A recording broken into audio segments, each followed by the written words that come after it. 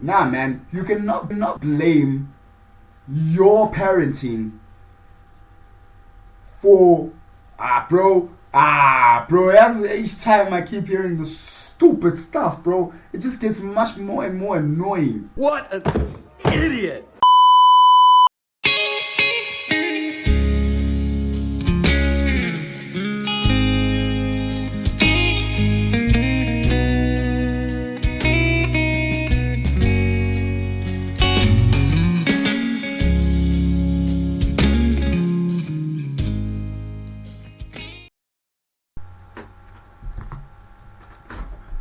Ladies and gentlemen, welcome back to my channel. I am Canula Tonez, and if you like this channel, make sure to subscribe. We talk about everything on this thing. Today we'll be talking about cartoons, and the death of Cartoon Network is going to be absolutely fun because it really hits close to home, and I know that many of you might be able to relate. So I hope you can relate just as much as I can.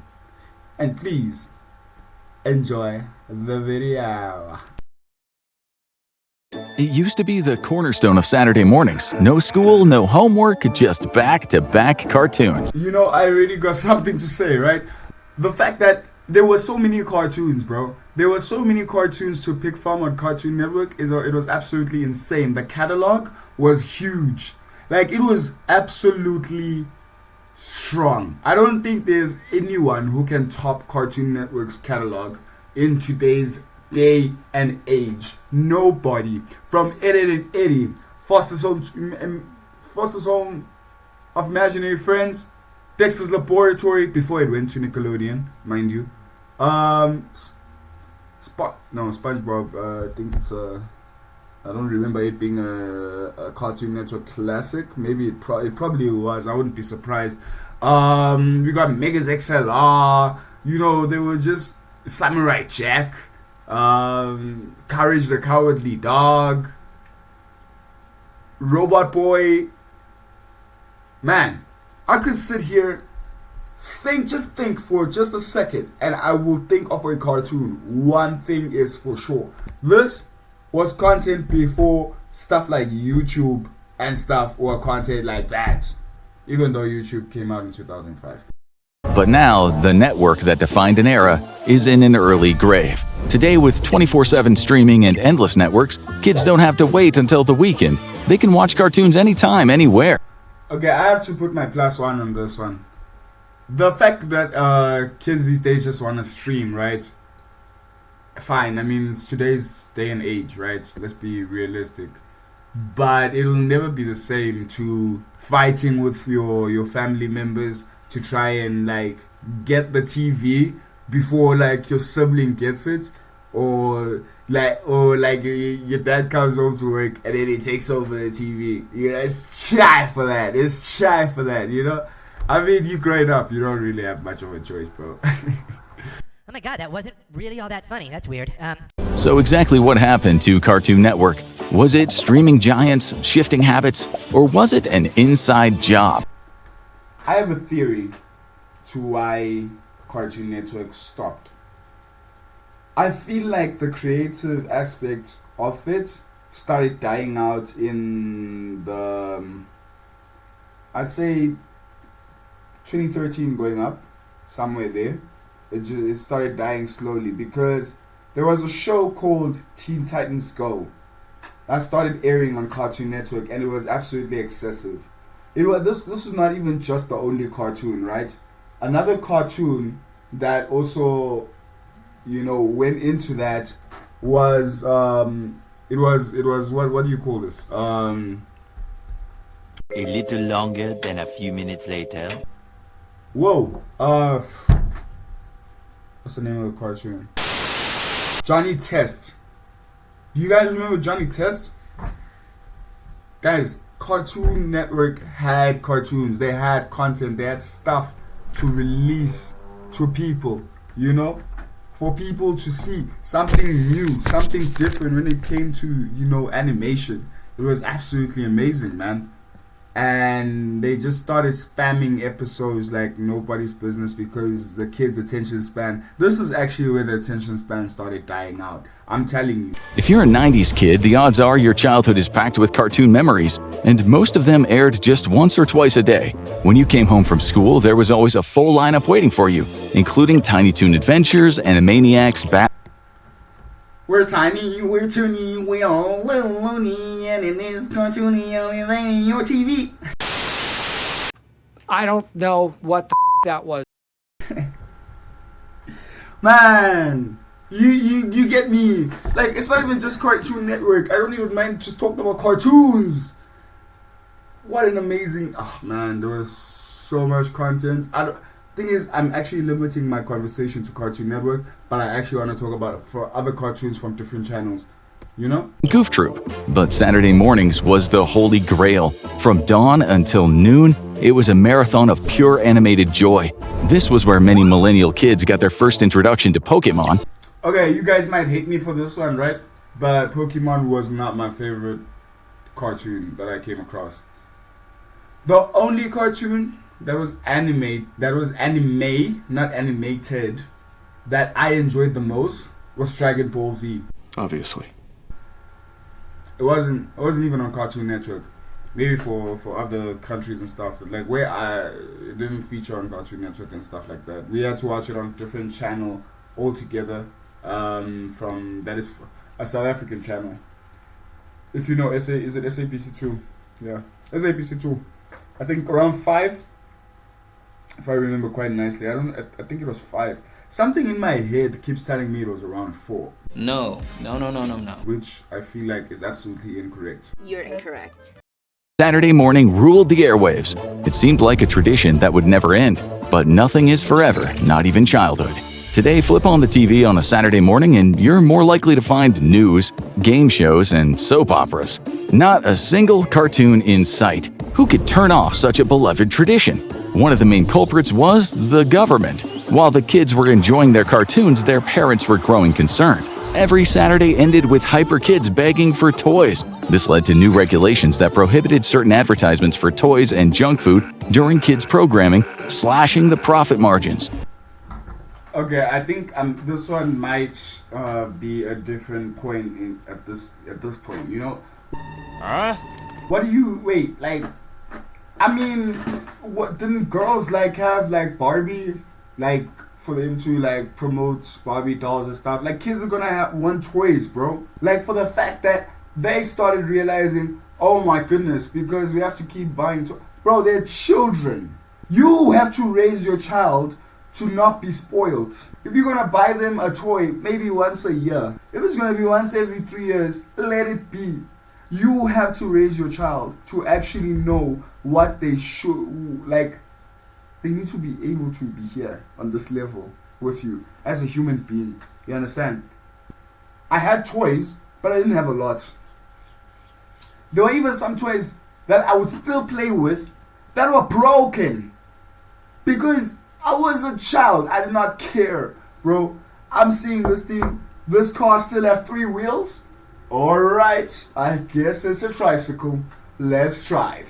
You know? Hot Wheels, collecting stuff like Hot Wheels. Bro, that was a tradition. But, nah, man. You cannot blame your parenting for... bro. As each time I keep hearing the stupid stuff, bro, it just gets much more and more annoying. Damn, bro. How will you not blame? You blame yourself, bro. Blame yourself. Calm down. Regulations were soon passed requiring kids' content to have a certain amount of educational content. Okay, here I am again. I'm sorry, I'm a huge cartoon lover. Who said that cartoons need to actually have education, bro? There are certain educational cartoons you can watch. There's a niche. There's stuff you can watch for some things. You know, we had Takalani Sesame. Takalani Sesame.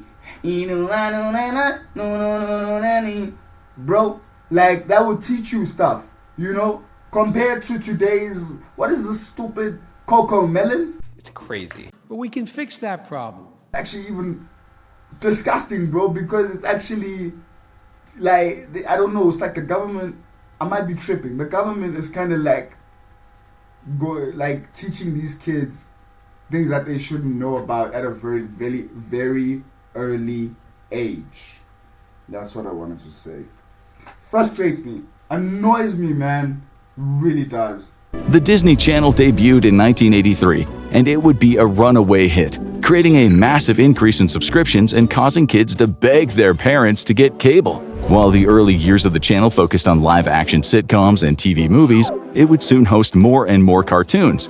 It was such a success that it spawned two spin-offs, Disney XD, an action-focused channel, which had slightly more mature cartoons. Okay, let's talk about Disney XD for a second. I'm just glad that we can actually talk about a lot of channels, so now I can speak. Disney XD, you can't say it was specifically for gents or it was a more mature channel. There was no maturity in that channel, bro. It was just goofiness. Pair of Kings, comedy goofiness. Zeke and Luther, goofy comedy. Phineas and Ferb was more animated, but even that one was also kind of goofy. You learn some things. I mean, we learned what an aglet was on Phineas and Ferb, right? Lab Rats. You telling me Lab Rats was more serious? Please, bro. You know what? Actually, this conversation is done. It also struck gold with a more serious show, the Asian-influenced epic fantasy Avatar: The Last Airbender, and the company hit pay dirt in the early 2000s with SpongeBob SquarePants. Unfortunately, for SpongeBob SquarePants, they just got too deep with themselves with the money that was coming in probably from the product, because I remember the original creator. Here's a short story. I'm just trying to remember the original creator's name. It might come to me now, it might not. 2 hours later.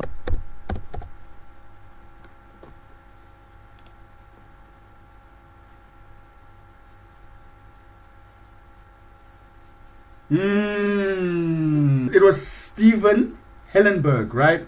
Yeah. Now I remember. Shucks. Can anybody please tell me if they ever watched? And I hate the fact that it only had 2 seasons. Did anybody watch the Looney Tunes show? Oh my goodness! Oh, you see, if they talk about mature content, if like the Looney Tunes show was on Disney XD, there would have been like, that's the only cartoon that I can think of that is mature. Like, I watched that show so religiously because they just went crazy with the characters. They went deeper. These characters now have lives, you know? Yo, bro, it was just so smart. It made Daffy used to have problems with each other, these two, back in the day. So like, for them to be even friends, and the comedy dynamic is just so insane, bro. Looney Tunes show cannot be touched. For almost a century, with Bugs Bunny and the Looney Tunes only being second to Mickey and his friends in recognizability, they still have a huge fan base, so it was no surprise when they joined the cable cartoon fray in 1992 with Cartoon Network. With all of the Warner Brothers properties at their disposal, they not only made the most of the Looney Tunes, but of the famous superheroes of DC Comics. That advantage didn't just help them dominate, it gave them room to take creative risks, leading to some of the most distinctive original cartoons of the 90s and 2000s. And then there was Adult Swim, an adult-focused programming block that offered mature and bizarre cartoons. But while it started out high, it didn't stay there. Sorry about that. One thing I'll never take away from Adult Swim, and the thing is that I never actually saw Family Guy from Adult Swim. I actually came across Family Guy from an old friend of mine. We actually lived not far from each other, so like he showed me Family Guy on his computer, and from there everything was never the same again. You know, Powerpuff Girls, amazing cartoon, bro. You know, 3 sisters fighting crime. They have to do it every day. They have no choice. It's their life just because they have superpowers. It's kind of dark at the same time, but they also balance their life because they actually go to school. You know, like normal children and stuff. It's like it's no different from like soccer players. So here we go. You know, who play soccer like for professional teams, but they'll still go to class. You know, they'll still have to go to school. You know, like for me, I know that we have Max Downman. And the deeply traumatizing Courage the Cowardly Dog. The most traumatizing cartoon I have ever come across in my entire life. Watch this. Destroy the slime or suffer my curse. You remember King Ramses? Courage the Cowardly Dog went in, ends out, bro, to make sure that they make content that was just like out of pocket. There were a lot of cartoons that were out of pocket, to be honest, back in the day. Even Dexter's Laboratory. Dexter's Laboratory had its own hold up a minute moments, you know?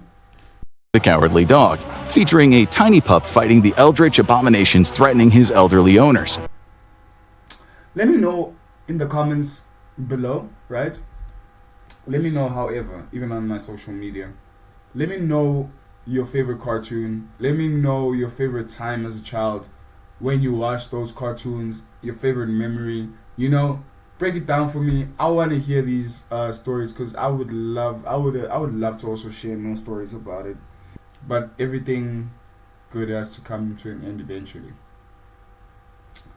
Make sure to subscribe, make sure to like, make sure to comment, and let me know your thoughts on the video below on what you thought about my content. I hope to see you guys in the next video. I have been Canula Tonez. See you guys in the next one.